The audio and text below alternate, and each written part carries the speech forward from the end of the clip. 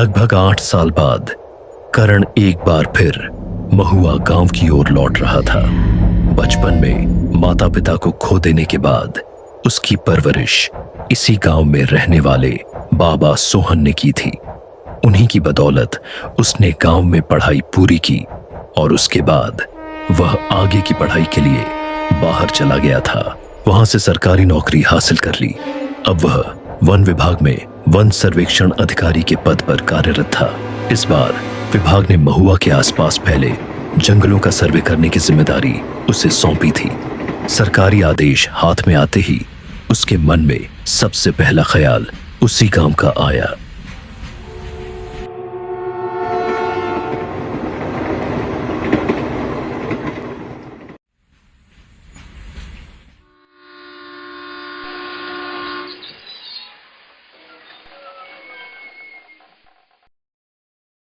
Train late होने की वजह से उसे यहां पहुंचने में बहुत देर हो चुकी थी।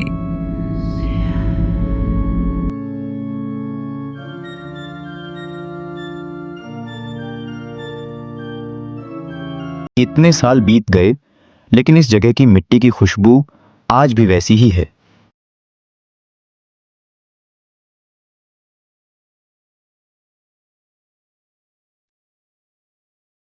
अजीब बात है, इतना बड़ा स्टेशन और एक भी आदमी दिखाई नहीं दे रहा। क्या मैं बहुत देर से पहुंचा हूं या यहाँ कुछ और ही बात है?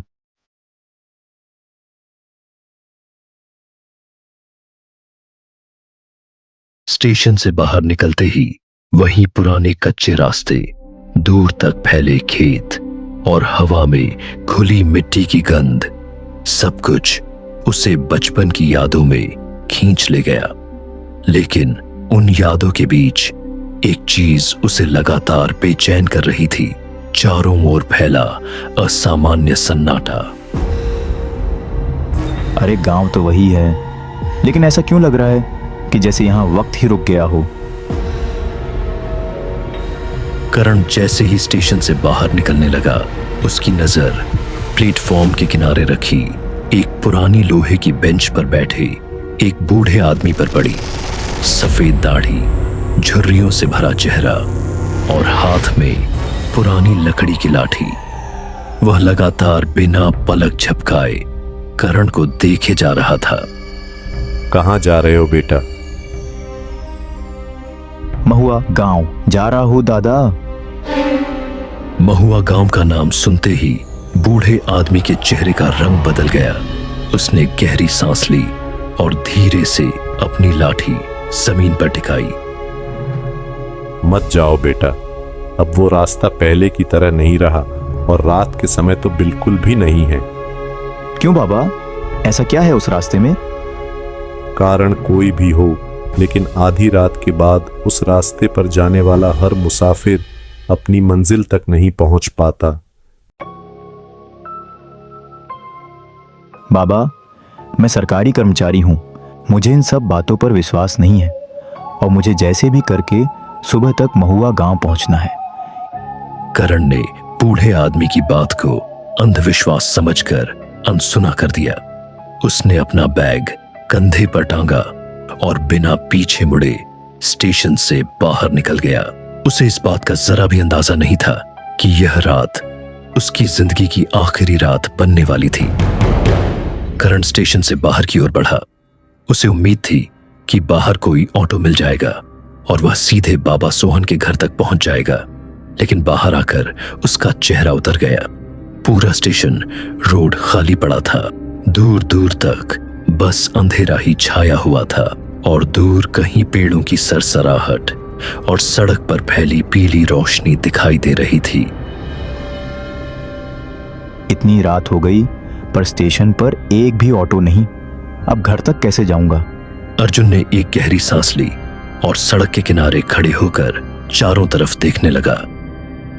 कितनी देर और इंतजार करूंगा? अंधेरे में रास्ता साफ दिखाई नहीं दे रहा। जितनी देर यहां इंतजार करूंगा उतनी लेट होगी। समय धीरे धीरे बीतने के साथ थकान और बढ़ रही थी। हर गुजरते मिनट के साथ सन्नाटा और गहरा होता जा रहा था। किसे ढूंढ रहे हो बाबू?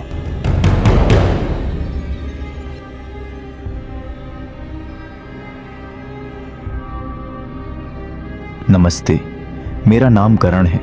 मैं सरकारी वन विभाग से आया हूँ।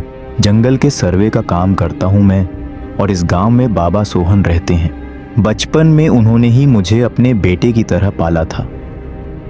अच्छा, तो आप ही करण हैं। चलिए, मैं आपको उनके घर तक पहुंचा देता हूं। इस रास्ते से पहली बार आने वाला आदमी अक्सर भटक जाता है। करण ने बिना ज्यादा सोचे उसकी बात मान ली। दोनों गांव की पगडंडी पर धीरे धीरे आगे बढ़ने लगे।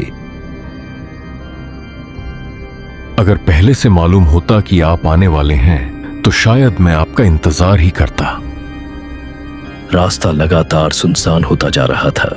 स्टेशन की हल्की रोशनी अब पीछे छूट चुकी थी। सामने सिर्फ लंबी खाली सड़क थी। कुछ देर तक दोनों चुपचाप चलते रहे। चाचा, आप यहीं रहते हैं क्या? हाँ, बहुत साल पहले मैं यहीं रहता था। लेकिन चाचा, मैंने आपको पहले कभी नहीं देखा। जो लोग देर से लौटते हैं वही मुझे देख पाते हैं। करण उसके जवाब को समझ नहीं पाया। रास्ता अब और सुनसान हो गया था। दूर दूर तक कोई घर नहीं, कोई आवाज नहीं, सिर्फ हवा और कभी कभी किसी उल्लू की आवाज। चलते चलते अचानक दूर एक हल्की रोशनी दिखाई दी। अंधेरे के बीच वो पीली रोशनी किसी उम्मीद जैसी लग रही थी। चाचा, वो क्या है? चाय की एक पुरानी दुकान है। रात में भटके हुए लोग वहीं रुकते हैं। तुम भी चलो, चाय पीकर जाना। बंसी बाबा के साथ चलते चलते करण की नजर सामने दिखाई दे रही हल्की पीली रोशनी पर टिक गई। जैसे जैसे दोनों उसके करीब पहुंचे, वह जगह धीरे धीरे साफ दिखाई देने लगी। सुनसान मोड़ पर सड़क के किनारे टीन की छत वाली एक छोटी सी चाय की टपरी थी। बाहर एक पुरानी लालटेन टंगी हुई थी, जिसकी पीली लौ ठंडी हवा के झोंकों के साथ बार बार कांप रही थी। उसके आसपास का अंधेरा इतना घना था कि ऐसा लग रहा था मानो रोशनी भी उससे बाहर निकलने से डर रही हो। टपरी के सामने रखी पुरानी लकड़ी की बेंच पर लगभग 70 साल का एक बुजुर्ग आदमी बैठा था। उसने सफेद धोती, हल्का सा मटमैला कुर्ता और कंधे पर पुराना ऊनी गमछा डाल रखा था। उसके हाथ में मिट्टी का कुल्हड़ था, लेकिन वह चाय पीने से ज्यादा अपनी गहरी और शांत आंखों से करण को लगातार देख रहा था। उसकी आंखों में एक अजीब सा रहस्य छिपा था। उसके पास वाली बेंच पर एक अधेड़ उम्र का आदमी बिल्कुल खामोशी से बैठा था। उसका सिर थोड़ा झुका हुआ था, दोनों हाथ आपस में जुड़े हुए थे और चेहरे पर अजीब सी गंभीरता थी। वह बिना कुछ बोले लगातार करण को देखे जा रहा था। आओ बंसी बाबा, आज फिर किसी मुसाफिर को साथ ले आए। हाँ, ये करण है। बाबा सोहन के घर जा रहा है। रास्ता लंबा है, सोचा पहले इसे एक कुल्हड़ चाय पिला दूं। जैसे ही बंसी बाबा ने बाबा सोहन का नाम लिया, बेंच पर बैठे बुजुर्ग आदमी और अधेड़ आदमी ने एक दूसरे की तरफ देखा। अगले ही पल दोनों की नजरें एक साथ करण पर टिक गईं। उनकी आंखों में अचानक एक अजीब सी चमक उभर आई। करण को ऐसा महसूस हुआ जैसे वे लोग उसे पहले से जानते हों। कुछ क्षणों के लिए पूरी टपरी पर गहरा सन्नाटा छा गया। आओ बेटा, बैठ जाओ। सफर लंबा रहा होगा, पहले चाय पी लो। करण बहुत थक चुका था। उसने अपना बैग नीचे रखा और धीरे से लकड़ी की बेंच पर बैठ गया। बैठते ही उसे महसूस हुआ कि वहां मौजूद हर शख्स की नजरें उसी पर टिकी हुई हैं। सामने बैठा बुजुर्ग आदमी बिना पलक झपकाए उसे देख रहा था, जबकि पास बैठा अधेड़ आदमी भी लगातार उसी को घूरे जा रहा था। चाचा, इतनी रात में ये लोग यहाँ क्या कर रहे हैं? कुछ लोग रात के लिए जागते नहीं, रात उनका इंतजार करती है। बंसी बाबा की बात सुनकर करण के शरीर में हल्की सी सिहरन दौड़ गई। उसने कुल्हड़ हाथ में तो ले लिया, लेकिन उसकी नजरें अब भी उन दोनों आदमियों पर ही टिकी थीं। बेटा, चाय पी लो, सफर की थकान थोड़ी कम हो जाएगी। करण जैसे ही चाय पीने लगा, चाय वाले ने उसकी तरफ देखते हुए कहा, अरे करण, देर हो गई, रास्ता ढूंढने में परेशानी हुई क्या? अपना नाम सुनते ही करण एक पल के लिए ठिठक गया। उसके हाथ में पकड़ा कुल्हड़ वहीं रुक गया। उसने पहले चाय वाले की तरफ देखा, फिर तुरंत बंसी बाबा की ओर। चाचा, इन्होंने मेरा नाम कैसे लिया? आपने बताया क्या? नहीं बेटा, मैंने तो अभी तक तुम्हारा नाम भी नहीं बताया। करण के चेहरे पर हैरानी साफ दिखाई दे रही थी। उसके मन में कई सवाल एक साथ उठने लगे। फिर इन्हें मेरा नाम कैसे पता? कुछ पल के लिए वहां फिर से सन्नाटा छा गया। लालटेन की लौ हवा के साथ धीरे धीरे कांप रही थी। तभी अब तक खामोश बैठा अधेड़ आदमी धीरे धीरे अपना सिर उठाकर करण की तरफ देखने लगा। इस रास्ते से जो भी गुजरता है उसकी खबर यहां पहले ही पहुंच जाती है। उसकी आवाज बेहद शांत थी, लेकिन उसके शब्द सुनकर करण के रोंगटे खड़े हो गए। उसे समझ नहीं आ रहा था कि ये लोग आखिर हैं कौन और उसके बारे में इतना सब कैसे जानते हैं। तभी सामने बैठा बुजुर्ग आदमी पहली बार बोला, शहर से आए हो, चेहरा बता रहा है। जी, मैं वन विभाग में काम करता हूँ। सरकारी सर्वे के लिए आया हूँ और साथ ही बाबा सोहन से मिलने भी। उन्होंने ही बचपन में मुझे अपने बेटे की तरह पाला था। करण की बात सुनकर बुजुर्ग आदमी ने कुल्हड़ से चाय की एक धीमी चुस्की ली।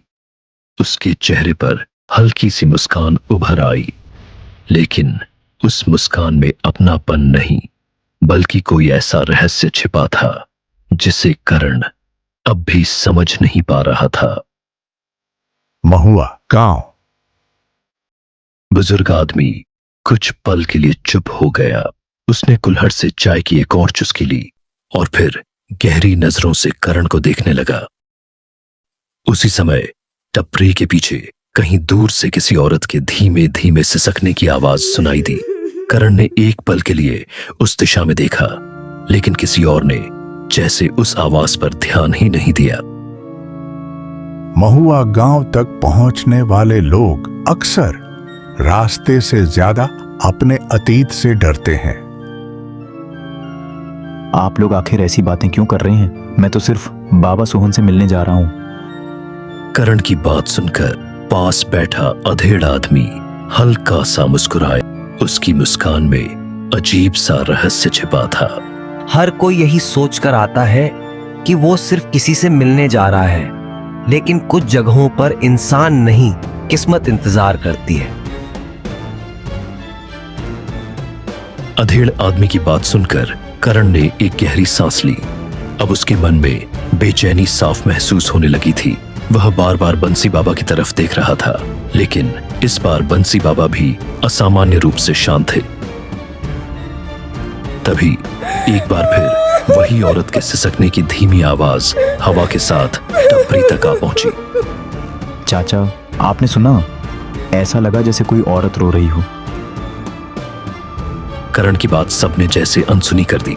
किसी के चेहरे पर जरा भी घबराहट नहीं थी। ऐसा लग रहा था मानो उस आवाज का वहां मौजूद लोगों पर कोई असर ही ना हो। कुछ सवालों के जवाब मंजिल तक पहुंचने से पहले नहीं मिलते बेटा। तुम लोग आखिर कहना क्या चाहते हो? एक बात बताओ, रात के 2 बजे इस घने जंगल के बीच ये चाय की दुकान क्यों खुली है? यहां आखिर आता कौन है? करण का सवाल सुनते ही अचानक पूरा माहौल खामोश हो गया। बेटा, यहाँ वो लोग आते हैं जो रास्ता भटक जाते हैं, और वो भी जिन्हें रात खुद बुलाती है। मुझे किसी रात ने नहीं बुलाया, मुझे तो बाबा सोहन ने बुलाया है। करण की बात सुनते ही सामने बैठा बुजुर्ग आदमी हल्का सा मुस्कुराया, जबकि अधेड़ आदमी ने बिना कुछ कहे धीरे से अपनी नजरें नीचे कर लीं। उसी पल टपरी के पीछे से फिर वही औरत के रोने की आवाज पहले से कहीं ज्यादा साफ और दर्द भरी सुनाई दी। इस बार आवाज पहले से कहीं ज्यादा साफ और दर्द भरी थी। करण अब खुद को रोक नहीं पाया। वह तेजी से उठकर टपरी के बगल की घनी झाड़ियों की ओर बढ़ गया। करण झाड़ियों तक पहुंचता है।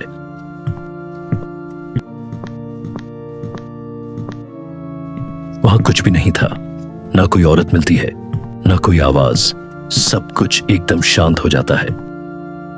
करण कुछ समझ नहीं पाता और वापस पलटता है। जैसे ही वो मुड़ता है, उसके रोंगटे खड़े हो जाते हैं। बंसी बाबा, बुजुर्ग आदमी और अधेड़ आदमी तीनों ठीक उसके पीछे खड़े थे। इतनी देर से आवाज आ रही है, आपको सुनाई नहीं दे रही क्या? तीनों चुपचाप खड़े उसे घूरते रहे। कोई जवाब नहीं दिया। ठंडी हवा का एक तेज झोंका चला। पेड़ों की शाखाएं जोर जोर से हिलने लगीं।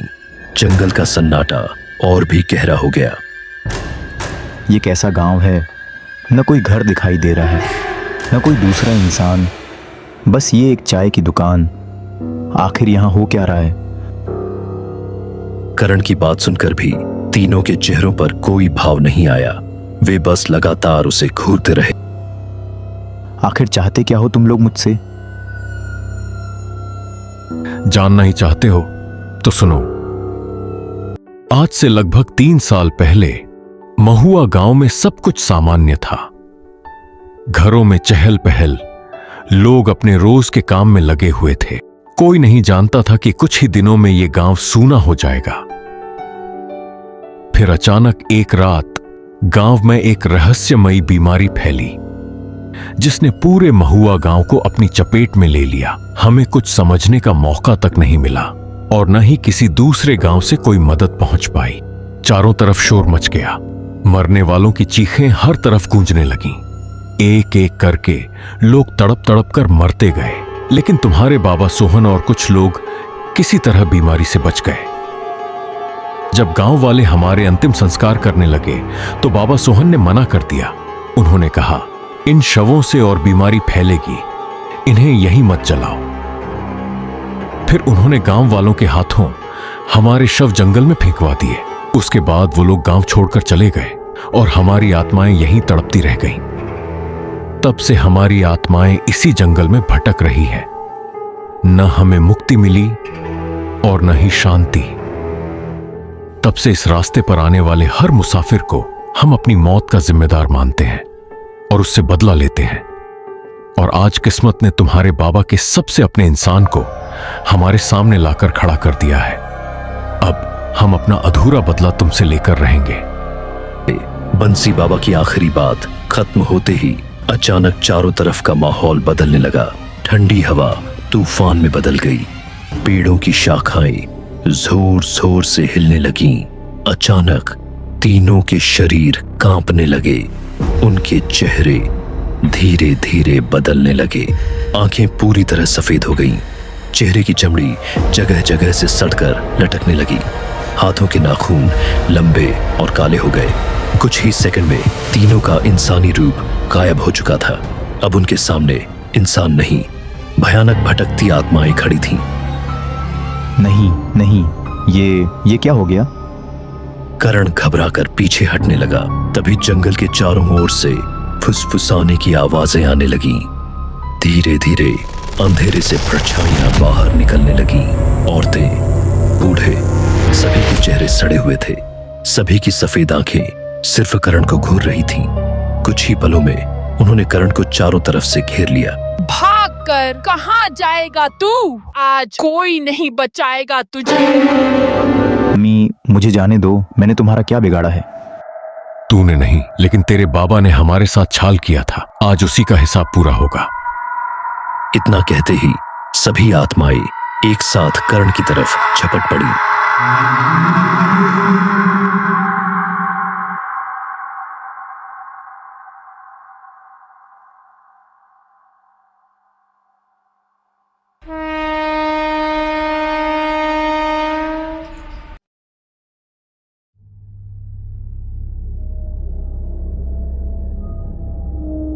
अजीब बात है, इतना बड़ा स्टेशन और इतना खाली।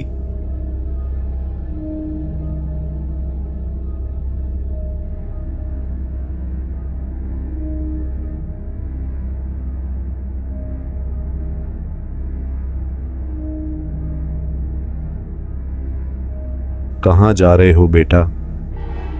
बाबा, महुआ गांव जाना है, रास्ता किधर है?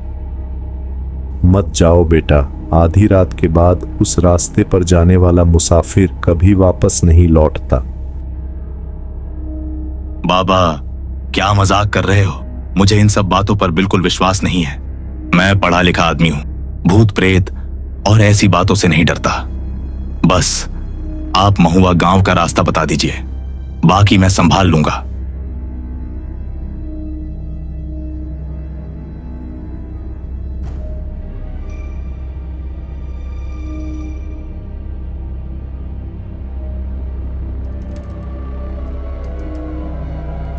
कभी कभी अजनबियों की दी हुई चेतावनी अंधविश्वास नहीं होती, और जब तक उसकी सच्चाई समझ आती है तब तक बहुत देर हो चुकी होती है।